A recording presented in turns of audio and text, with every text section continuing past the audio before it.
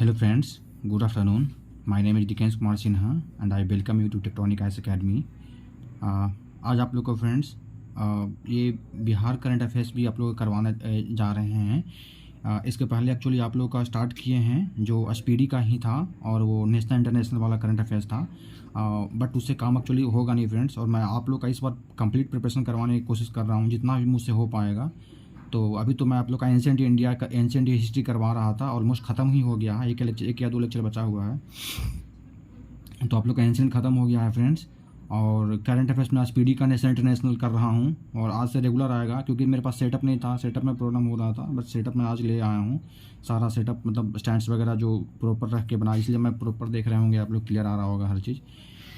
तो आज से मैं कोशिश करूँगा कि रेगुलर एक वीडियो बिहार स्टैटिक का या बिहार करंट अफेयर्स का डालता जाऊं और एक वीडियो जो आप लोग का नेशनल इंटरनेशनल का आएगा वो आता जाएगा।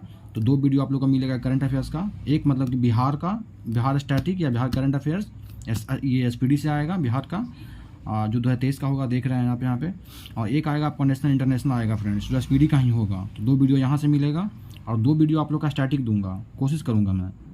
तो एक वीडियो तो हिस्ट्री का चलता जाएगा, अभी एंशिएंट खत्म हुआ तो मॉडर्न चालू करूँगा अभी, क्योंकि मेडिवल उतना इंपॉर्टेंट नहीं है फ्रेंड्स। बिहार का एंशिएंट और मॉडर्न ज़्यादा इंपॉर्टेंट है, तो एंशिएंट खत्म हो गया है अभी, तो मॉडर्न चालू करूँगा। और एक साइड से या तो ज्योग्राफी या पॉलिटिकल लाऊंगा। आप लोग बताइएगा कमेंट करके कि क्या ज़्यादा इंपॉर्टेंट है और क्या लाने के लिए सही रहेगा, आप लोग बताइएगा। ऐसे मैं 2 दिन में चालू करने जा रहा हूँ, तो लेट नहीं करते हुए स्टार्ट करते हैं फ्रेंड्स। इसको एसपीडी को आज चालू करते हैं। तो इसमें सबसे पहले देखते हैं, सबसे पहले बिहार का नक्शा देख लेते हैं। तो इसमें इसी से कभी इसी से क्वेश्चन पूछ लेता है फ्रेंड्स, बहुत ज़्यादा क्वेश्चन इसी से आ जाता है। इसमें कुछ क्वेश्चन जैसे पूछ लेता है कि नॉर्दर्न डिस्ट्रिक्ट कौन सा है, सबसे उत्तर में कौन सा आता है। तो उत्तर में पश्चिम चंपारण आता है फ्रेंड्स। सबसे साउथ में देख लीजिएगा, सबसे साउथ में कौन सा आता है। सबसे साउथ में देखिएगा यहाँ पे आप देखिएगा कि गया आ रहा है फ्रेंड्स। सबसे ईस्ट में देखिएगा आप तो यहाँ पे किशनगंज आ रहा है, और सबसे बेस्ट में देखिएगा आप तो यहाँ पे कैमूर आ रहा है। तो याद कर लीजिए, नॉर्थ साउथ ईस्ट बेस्ट याद कर लीजिए। उसके बाद देखिएगा कि नेपाल से कितना एरिया कितना बाउंड्री टच करता है। 729 किलोमीटर टच करता है नेपाल से, यहाँ से लेकर के पश्चिम चंपारण से लेकर के किशनगंज तक 729 किलोमीटर है। ऐसे याद कैसे रखिएगा, 7-2-9 होता है फ्रेंड्स, 7-2-9 होता है। 7 जो स्टार्टिंग का है ना, उतना ही डिस्ट्रिक्ट से नेपाल टच करता है। जैसे कि पश्चिम बंगाल से लेकर पश्चिम चंपारण, पूर्वी चंपारण, सीतामढ़ी, मधुबनी, सुपौल, अररिया और किशनगंज, देखिएगा टोटल 7 डिस्ट्रिक्ट है जो कि टच करता है नेपाल से। तो 7 डिस्ट्रिक्ट 729 ऐसे याद कर लीजिएगा, 7-2-9 ऐसे याद कर लीजिएगा, यहाँ पे याद हो जाएगा। ये 7 हो गया। उत्तर प्रदेश से 8 डिस्ट्रिक्ट टच करता है यहाँ से, पश्चिम चंपारण, गोपालगंज, सिवान, सारण, भोजपुर, बक्सर और कमूर, यहाँ पे 8 डिस्ट्रिक्ट टच करता है। उसी प्रकार से देखिएगा साउथ में झारखंड से देखिएगा तो 8 डिस्ट्रिक्ट यहाँ भी टच करता है आपका। ये देखिएगा रोहतास वाला जो नीचे एरिया है ना, यहाँ से ये कट करता है। इसके इधर में उत्तर प्रदेश है, इधर नीचे में झारखंड है। तो यहाँ से देखिएगा यहाँ तक पश्चिम बंगाल कटिहार के जो निकला हुआ पोर्शन है ना, यहाँ तक कटिहार आता है। तो देखिएगा काउंट किया जाता है 1 2 3 4 5 6 7, मतलब कि रोहतास से लेकर औरंगाबाद, गया, नवादा, जमुई, बांका, भागलपुर और ये कटिहार, देखिएगा टोटल तो 8 डिस्ट्रिक्ट आएगा फ्रेंड्स। तो ये 8 हो जाएगा। और वेस्ट बंगाल से कितना टच करेगा, 3 ही, किशनगंज, पूर्णिया और कटिहार, तो 3 ही टच करेगा। तो याद हो जाएगा ना, ऊपर में 7 नेपाल से, उत्तर प्रदेश से, झारखंड से 8 और वेस्ट बंगाल से 3, और जो पटना है ना, पटना जो है वो टोटल 8-9 डिस्ट्रिक्ट से टच करता है। यहाँ ऊपर में देखिएगा सारण, वैशाली, समस्तीपुर 3 और बेगूसराय 4 ऊपर में हो गया, और नीचे हो गया 4 हो गया, ऊपर में हो गया, और लखीसराय, नालंदा, जहानाबाद, अरवल एंड भोजपुर 5 नीचे हो गया। तो 5 और 9 हो गया फ्रेंड्स। तो ये याद रखिएगा। उसका कुछ इंपॉर्टेंट फैक्ट्स जो बार बार पूछता है, जैसे कि क्षेत्रफल पूछ लेता है, एरिया कितना है, 94,163 स्क्वायर किलोमीटर। तो याद रखिएगा, लास्ट का डिजिट याद रखिएगा 163, तो गड़बड़ हो जाएगा यहाँ पे फ्रेंड्स। उसके बाद कुल आबादी कितना है, 10,40,99,452। ये एग्जैक्टली याद कर लीजिए, क्योंकि बार बार पूछा हुआ क्वेश्चन है ये। लास्ट में 452 याद रखिएगा, क्योंकि क्या होता है ना कि 10,40,99,453, 452, 450 ऐसे दे देता है फ्रेंड्स। तो 452 याद रखिएगा, इसमें 163 याद रखिएगा। जनसंख्या कितना है, टोटल देश का जनसंख्या के बिहार में कितना % जनसंख्या रहता है, 8.6% फ्रेंड्स। लिंगानुपात कितना है, 9×18, तो 918 का 9×18 याद रखिए। जनसंख्या घनत्व कितना है, पॉपुलेशन डेंसिटी कितना है फ्रेंड्स, 1106 है। अच्छा एक चीज़ बता दे रहे हैं, इसका इंग्लिश में मिलता नहीं है फ्रेंड्स, तो हिंदी में ही पढ़ना पड़ेगा आप लोगों को।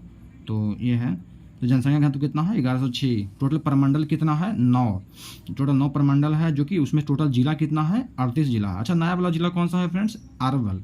अरवल कहाँ पे है फ्रेंड्स, पटना के नीचे देखिए यहाँ जहानाबाद के बगल में यहाँ पे देखिए नक्शा में देख लीजिए, यहाँ पे अरवल है। उसके बाद देखिए प्रमंडल कितना है 534, अनुमंडल कितना है 101। इतना जरूरत नहीं याद रखने का। अच्छा हाँ, लिटरेसी बहुत इंपॉर्टेंट है, साक्षरता बहुत इंपॉर्टेंट है, याद कर रखिएगा। 51, 61, 71 सीक्वेंस में 51, 61, 71। अब बताइए सबसे ज़्यादा किसका रह सकता है साक्षरता लिटरेसी? पुरुष का, इसलिए सबसे ज़्यादा हो गया 71। सबसे कम किसका होगा? महिला का, इसलिए हो गया 51। अब बीच में हो गया, दोनों का एवरेज निकालेंगे तो बीच में आएगा, इसलिए बीच का हो गया 61 हो गया। तो एग्जैक्ट याद कर लीजिएगा, 51.5 याद हो जाएगा, 71.2 याद हो जाएगा, 61.8 ऐसे एग्जैक्ट याद कर लीजिएगा इसको। हो गया फ्रेंड्स। अब यहाँ देखते हैं, एक ने जल्दी देखते चले जाते हैं, कुछ है नहीं, बस फैक्ट है जो देखते जाना है, आपको याद रखना है। इसमें तो कुछ ट्रिक वगैरह नहीं है, बस जो है मोस्टली याद करते चला जाना है। आधुनिक नाम क्या है? बिहार। प्राचीन नाम क्या था? प्राच्य या पूर्व देश। मौर्य एवं गुप्त काल में नाम क्या था बिहार का? मगध। गठन कब हुआ है बिहार का फ्रेंड्स? 22 मार्च 1912 ईस्वी को। कब? याद कीजिए इसमें, जिस समय में बंगाल का विभाजन हुआ था 1905 ईस्वी में, और 1911-12 में जब बंगाल के विभाजन को फिर से कैंसिल कर दिया गया था, उस समय में बंगाल को मिला तो गया था, दोनों बंगाल को जो विभाजन किया था उसको मिला तो दिया था, बट कैपिटल को दिल्ली शिफ्ट कर दिया था फ्रेंड्स बंगाल से, और उसके बाद बिहार को अलग कर दिया था बंगाल से, याद है ना फ्रेंड्स। तो उस समय में बिहार उड़ीसा का साथ में हुआ करता था, तो उसी समय में हुआ है कि गठन हुआ है बिहार का 22 मार्च 1912 ईस्वी को। इसमें उड़ीसा भी साथ में था। स्थापना दिवस कब मनाते हैं? 22 मार्च को ही मनाते हैं। राजधानी कहाँ है फ्रेंड्स? पटना। पटना का स्थापना कब हुआ है? 1541 ईस्वी में, शेर शाह सूरी के समय में फ्रेंड्स। देखिए पटना का संस्थापक कौन है? शेर शाह सूरी, जो कि 1540 से 1545 तक राज किया है, सूर्य वंश का था ये फ्रेंड्स। पटना का प्राचीन नाम क्या है? पाटलिपुत्र है। अच्छा, पाटलिपुत्र पटना का प्राचीन नाम है। तो पाटलिपुत्र का स्थापना कौन किया था? ये उदयन था, जो हर्यक वंश का है। अब एंशेंट में आपको बताए हैं हर्यक वंश के बारे में, देख लीजिएगा वहाँ पे। तो अगर पूछता है कि चूंकि पटना का प्राचीन नाम पाटलिपुत्र है, तो पूछता है कि पाटलिपुत्र का संस्थापक कौन है, तो उदयन हो जाएगा या उदयन हो जाएगा, जो हर्यक वंश का है। याद है ना कि बिंबिसार, अजातशत्रु, उदयन, तो वो वही वाला ये है। तो ये हो गए। और यार इसका नया नाम क्या है? पटना। तो पटना का संस्थापक पूछ लेगा तो शेर शाह सूरी, ऐसे याद रखिएगा। अच्छा, बंगाल से बिहार को अलग कब किया गया? बताए हैं अभी कि अलग किया गया 1912 में, तो वही 22 मार्च 1912। अच्छा, उड़ीसा को फिर फाइनली बिहार से उड़ीसा को भी अलग कर दिया गया कब? 1 अप्रैल 1936 ईस्वी को। हाँ, झारखंड को भी अलग किया गया बिहार से कब? 15 नवंबर 2000 को, तो याद रखिएगा। एक स्वतंत्र प्रदेश के रूप में गठन कब हुआ है? स्वतंत्र प्रदेश तो तभी बना ना जब बंगाल से विभाजन हुआ हम लोगों का, तो 1912 ईस्वी में ही। लेकिन भारतीय राज्य के रूप में गठन कब हुआ? 1936 ईस्वी में।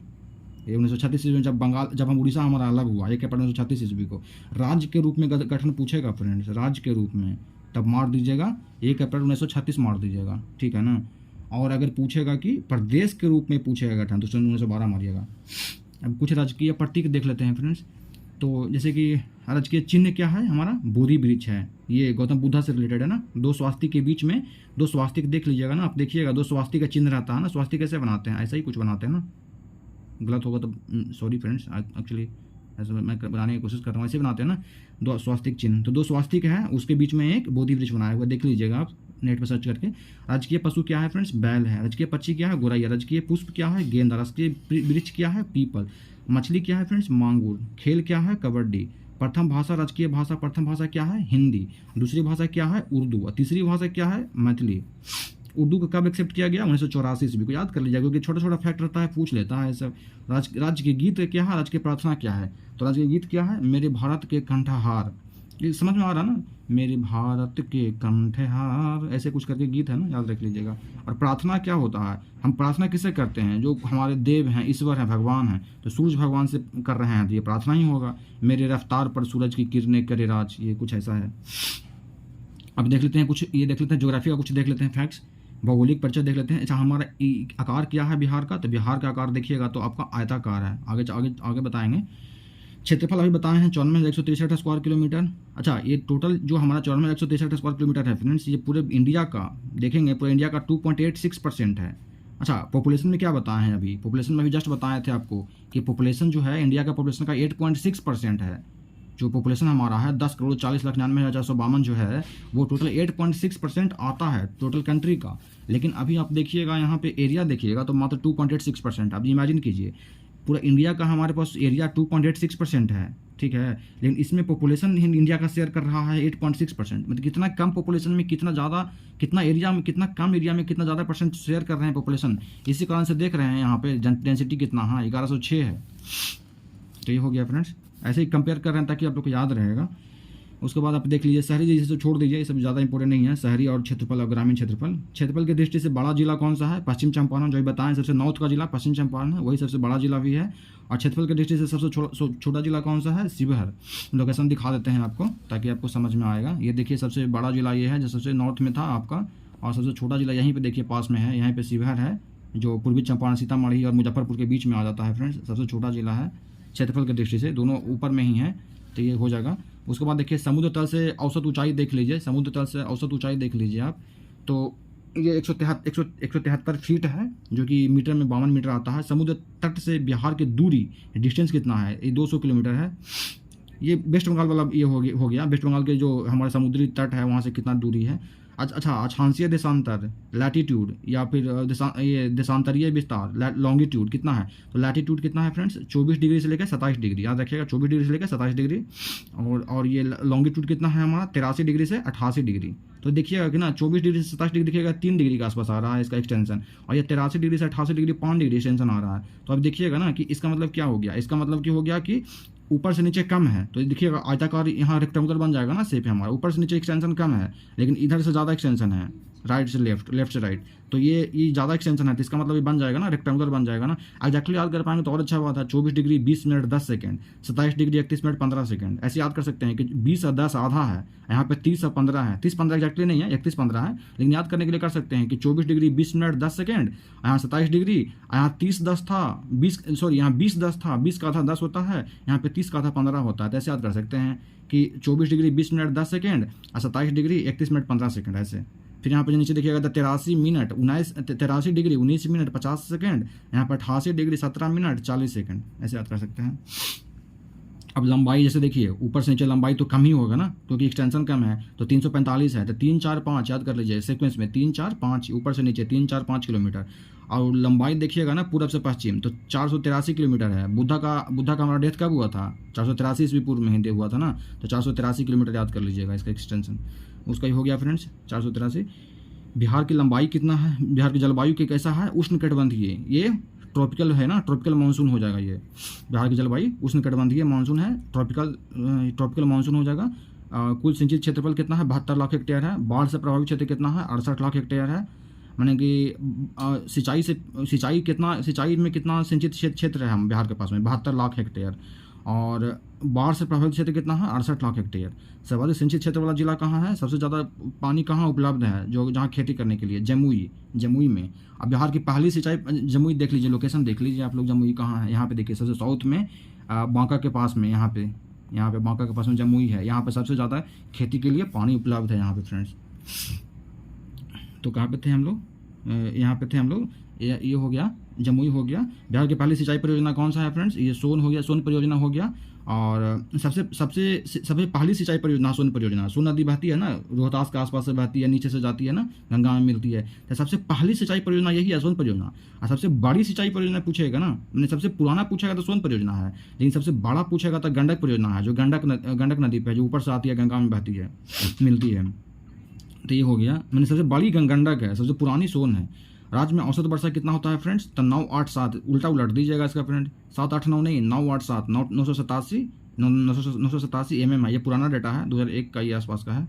उसके बाद सर्वाधिक तापमान कहाँ रहता है फ्रेंड्स? तो याद रखिए सबसे ज़्यादा तापमान गया में रहता है, सबसे गर्म भी गया है, सबसे ठंडा भी गया है, तो याद हो जाएगा। सर्वाधिक वर्षा वाला जिला किशनगंज है, सबसे कम वर्षा वाला जिला क्या है? अरवल है। अब देख लीजिए लोकेशन, सबसे ज़्यादा वर्षा वाला जिला किशनगंज और सबसे कम वर्षा वाला जिला अरवल। तो किशनगंज कहाँ है? देखिए सबसे ज़्यादा वर्षा वाला जिला कहाँ पे?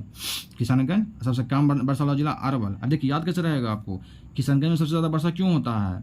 क्योंकि सबसे ईस्ट में है, तो ईस्ट में होने से क्या फर्क पड़ता है? अरे भाई जो वेस्ट का मानसून आता है, जो रफी पढ़े हैं ना, पढ़ाएंगे तो बताएंगे, जब ईस्ट से मानसून आता है, साउथ ईस्ट मानसून जब आता है, बंगाल से पानी लेकर चलता है, तो बंगाल के सबसे करीब कौन पहुंचेगा? वेस्ट बंगाल इधर ही है ना, जब इधर है तो बंगाल के सबसे करीब कौन है? सबसे ईस्ट में जो रहेगा जो, तो इसी ईस्ट में कौन है? किशनगंज।